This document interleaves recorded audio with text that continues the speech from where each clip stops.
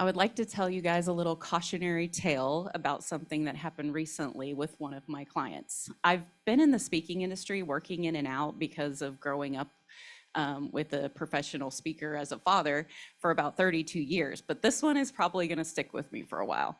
So my client Leon, of course, hired me to find him paid speaking engagements. I was able to successfully get him a pretty good high dollar keynote at a medium-sized company that's pretty big in their industry. We did the negotiations, got everything. The speaker fee was great, but the travel fee wasn't quite what he really liked. But I said, it's okay. I mean, they're paying you a big speaker fee, so it'll work out in the end. And he signed the agreement. We got it all set, and I was like, great. We made another sale, had a little dance party in my house, like we do every time we sell someone. And a couple weeks later, he calls back and says, that travel fee just isn't gonna do it for me. And I said, okay, you already signed the contract. So what do you want me to do? And he said, go back and ask him. I said, okay, I really don't feel good about this, but I will. So I went back and asked him for an additional travel fee. And they begrudgingly, annoyingly said yes. About a week later, he comes back and says, well, now I don't like the hotel. So I want to get a different hotel instead of the venue hotel, and I want them to get this on their dime. I said, okay, well, this is not gonna fly, because he was already annoyed with the first one, so no. I just said, no, I'm not gonna do it. And I said, tell you what, if it's really that big of a deal, I will waive half of my fee. Don't worry about it. So I literally went from 20% to 10%, and he agreed. Well, a couple days later, he decided to call the decision maker without, I didn't know this was gonna make such an impact.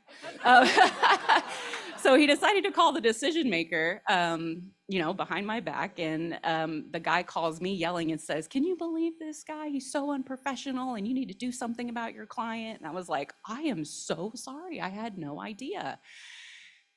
So he said, I'm going to agree because we already sent out the newsletters, the flyers. Everyone knows he's coming, where everyone's really excited about having him. But I will tell you what, he better freaking rock it, and he better do a damn good job. And I said, okay, understood.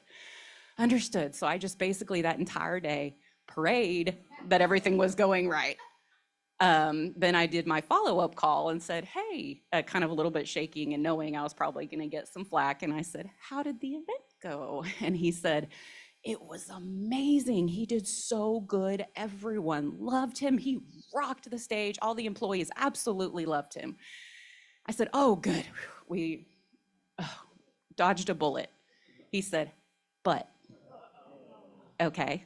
And he said, we will not bring in any third-party professional speakers from now on. We do not want to work with booking agents. Take me off your list. I'm done.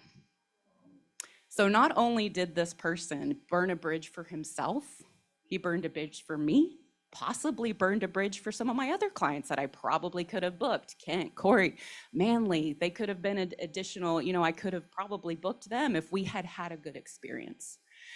So what I want to leave you guys with is it's not enough to just be a good speaker.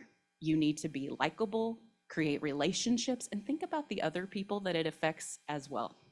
So, thank you very much.